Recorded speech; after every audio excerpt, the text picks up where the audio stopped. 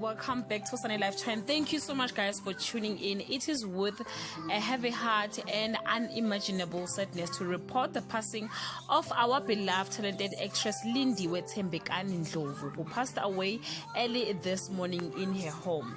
The news of her passing was reported by her agency and film pillar, the entertainment commentator, and the reason of her passing is not yet known by the public. Lindiwe passed away at the age of 45. Her birthday, guys, was on the 8th of January 2021.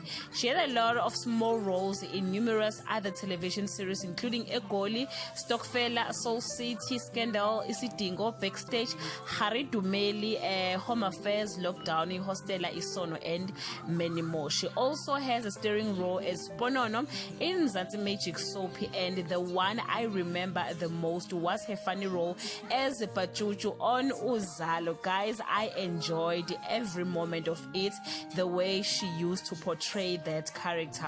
Lindiwe was one of the most incredible performers and a SAFTA-winning actress. We will always remember her for the great contribution she has made to the art industry.